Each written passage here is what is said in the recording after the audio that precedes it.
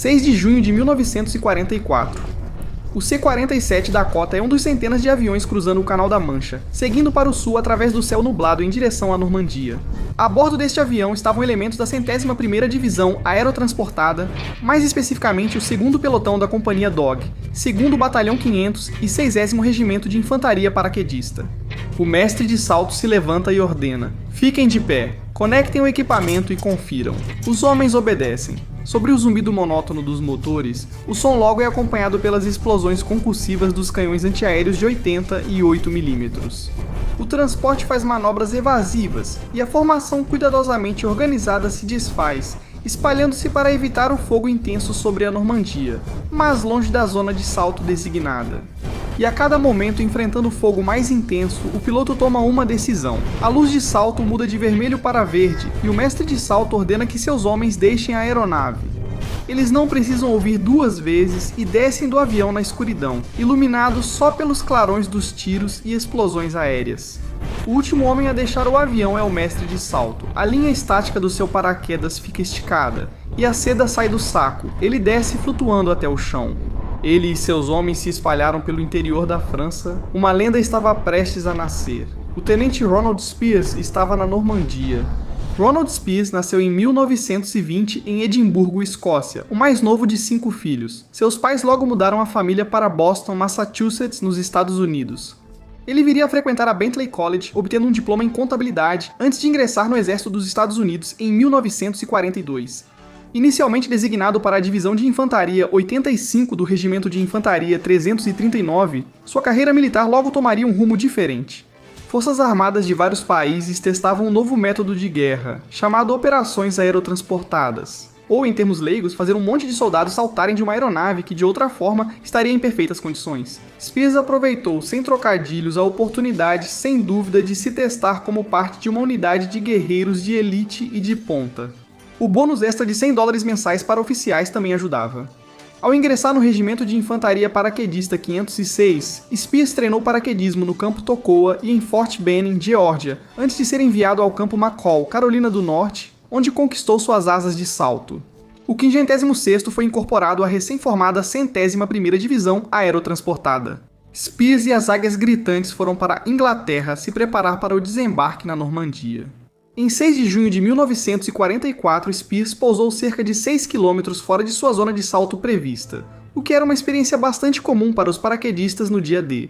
Aqui ocorreu a primeira controvérsia de sua carreira. Ele se juntou a outros 2 paraquedistas, Art Damasio e um sargento sem nome divulgado. Enquanto avançavam para o objetivo, encontraram 3 soldados alemães que se renderam aos americanos. Os 3 paraquedistas isolados não podiam cuidar de prisioneiros. Então, de acordo com Damasio, Spears ordenou que seus subordinados executassem os alemães, um para cada. Algumas horas depois, Spears supostamente fez a mesma coisa, desta vez executando 4 alemães capturados ele mesmo. Ao amanhecer, Spears já estava com elementos do 2º Batalhão e paraquedistas de outras unidades espalhados pelo campo. A caminho de Nagrand-Chemie, foram atacados por obuses e metralhadoras alemãs. Com os desembarques anfíbios já em andamento, era imperativo que esses obuses fossem neutralizados o mais rápido possível. A tarefa ficou a cargo dos homens da Companhia Easy, liderados pelo tenente Richard Winters, com Spears e a Companhia Dog dando apoio. O ataque à Mansão Brecor viu os paraquedistas entrarem em ação. Os alemães estabelecem uma base de fogo, manobram contra os alemães usando suas trincheiras como cobertura e destroem os canhões com blocos de TNT e granadas de mão inimigas tipo batata. Depois que a Companhia Easy inutilizou os 3 primeiros canhões, Spears liderou a Companhia Dog para tomar o último canhão, deixando a relativa segurança da trincheira. Avançaram contra o último canhão e Spears atirou com sua Thompson. Quando os alemães jogaram uma granada, Spears a empurrou na lama com a bota, abafando a explosão e evitando vítimas graves.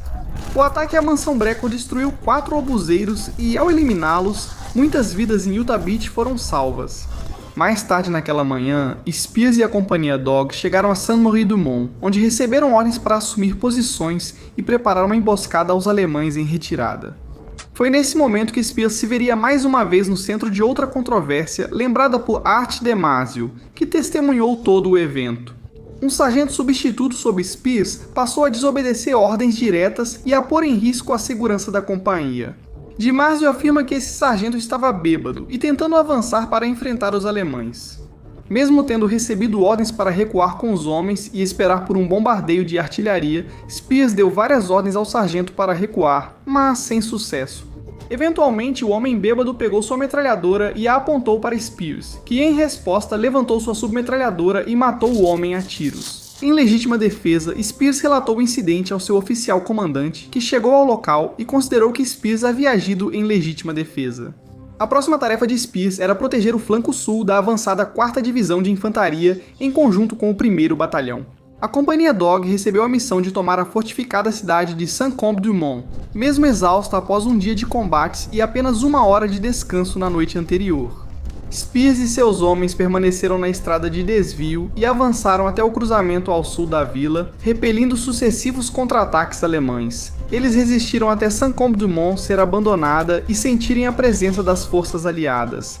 Pelo restante do seu tempo na Normandia, Spears trabalharia incansavelmente para capturar as cidades de Pomonoke e Carentan. Por fim, foi substituído na linha de frente pela 83ª Divisão de Infantaria e retornou à Inglaterra entre 11 e 13 de julho. Durante seu tempo na Normandia, Spears recebeu sua primeira estrela de bronze pelas feridas sofridas na primeira semana de combate. Sua contribuição na Segunda Guerra Mundial não acabou na Normandia. Enquanto Spears lutava na Holanda, Bélgica e Alemanha durante a Operação Market Garden, foi baleado e gravemente ferido nas nádegas e quadris durante uma missão de reconhecimento solo na Bélgica. Ele esteve no centro de combates intensos em Baston durante a Batalha do Bulge, onde ele e o restante da 101ª Divisão Aerotransportada ficaram cercados pelos alemães. Em meados de janeiro de 1945, o 2º Batalhão foi enviado para capturar a cidade de Foy. O ataque seria liderado pela Companhia Easy, com apoio da Companhia Eaton. A Easy era comandada pelo tenente Norman Dyke. Atacando a cidade, eles foram alvejados por alemães entrincheirados, e Dyke mandou que se abrigassem. Relatos populares dizem que Dyke desmoronou sob pressão. Na verdade, ele foi ferido no ombro, mas seus homens não notaram por causa dos casacos de inverno. O ataque parou e a Companhia Easy ficou estagnada. O comandante dos Ducks, Richard Winters, ordenou que Spears substituísse Dyke e prosseguisse o ataque sem hesitar. Ele correu até os paraquedistas encurralados, disse a Dyke: "Eu assumo o comando", e começou a ordenar que avançassem. Coordenou fogo de morteiro de apoio, direcionou as metralhadoras e então partiu em direção aos alemães sem parar para ver se alguém o seguiria. Porém, havia um pequeno problema. A companhia precisava ser informada do novo plano. Sempre um homem de ação, Spears assumiu a tarefa ele mesmo. Ele correu até eles, atravessou as linhas alemãs e explicou a situação e voltou correndo. A princípio, os alemães ficaram tão surpresos que nem atiraram nele, mas isso logo mudou. Depois de mostrar suas habilidades de liderança, Spears foi nomeado comandante da Companhia Easy e liderou o grupo pelo resto da guerra. Após o fim da Segunda Guerra Mundial, a sede de ação de Spears não diminuiu. Ele entrou na Guerra da Coreia em outubro de 1950, participando de várias missões, incluindo a Operação Tomahawk. 10 anos depois, Spears ainda era essencial para as Forças Armadas dos Estados Unidos, apoiando o governo real do Laos na Guerra Civil local. Quando finalmente se aposentou em 1964 como tenente-coronel, ele deixou para trás um histórico de serviço que abrangeu 3 guerras e 2 décadas. Mas para Ronald Spears, o homem sempre foi mais complexo do que o uniforme. Por todas as medalhas presas em seu peito, a Estrela de Prata, a Legião de Mérito e o Coração Púrpura, nenhuma se igualava ao orgulho que sentia por seu filho. Robert Spears passou seus últimos anos não em um campo de batalha, mas viajando de volta para a Inglaterra, buscando a paz que a guerra tantas vezes lhe negara. Sua vida pessoal foi turbulenta, e seus encontros com a morte foram incontáveis, mas a impressão que deixou na história é eterna. Tenente-Coronel Ronald Spears foi um homem de ação, um líder lendário e o maior exemplo do que realmente é a perseverança americana.